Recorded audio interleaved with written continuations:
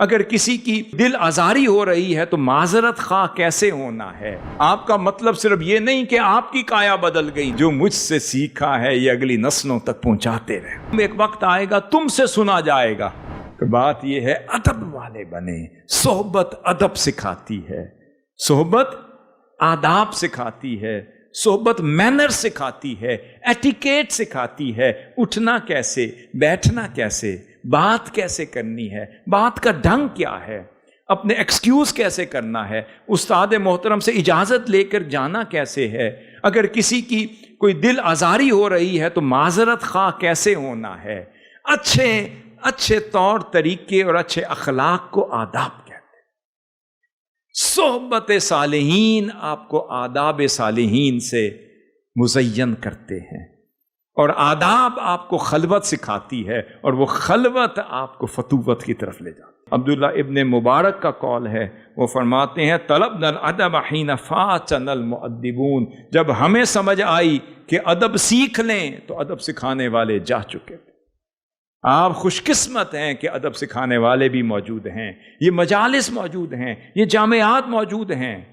آپ دن کو بھی اپنے آپ کو ان مجلسوں میں پایا کریں، محسوس کیا کریں، سیکھا کریں۔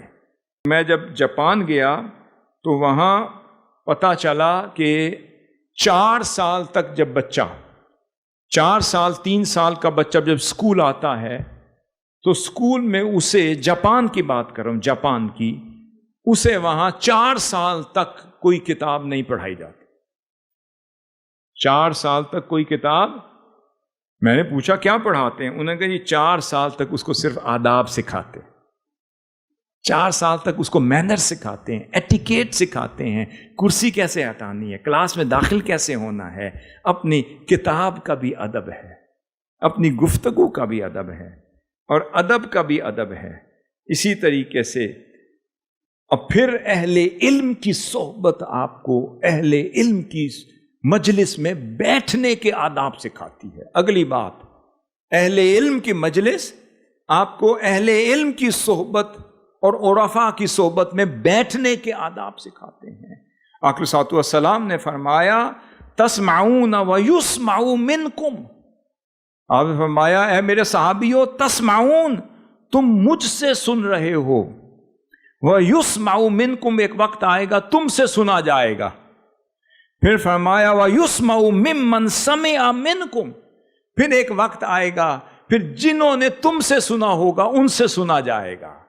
اس کا مطلب تم سنتے وقت میری بارگاہ سے وہ سیکھو جیسے میں سکھا رہا ہوں۔ مجالس علم مجالس ادب ہوتی ہیں، اس لیے آقا صلی اللہ علیہ وسلم نے فرمایا صلو کما رأیتمونی اصلی، میری صحبت میں آتے ہو دیکھا کرو، مشاہدہ کیا کرو، جیسے جیسے مجھے نماز پڑھتے ہوئے دیکھتے ہو۔ اس کا مطلب دیکھنے میں بھی تعلم ہے، مشاہدے میں بھی تعلم ہے، مراقبے میں بھی تعلم ہے، مجالس میں بھی تعلم ہے، بیٹھنے میں بھی تعلم ہے، چلنے میں بھی تعلم ہے، دور سے دیکھنے میں بھی تعلم ہے، اور قربت میں آ کر بیٹھنے میں بھی تعلم۔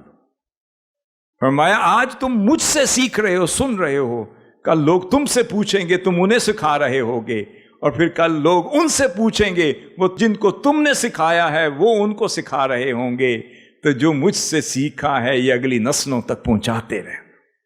منہاج القرآن کا کام کیا ہے؟ اس لیگیسی کو آگے نسلوں تک لے جانا۔ آپ کا مطلب صرف یہ نہیں کہ آپ کی کایا بدل گئی، نہیں، جو آپ کی صحبت میں آئیں ان کی بھی بدل جائے، اور جو ان کی صحبت میں آئیں تو ان کی بھی بدل جائے۔ تو علم کی لیگیسی کو بھی آپ نے آگے لے کر چلنا ہے۔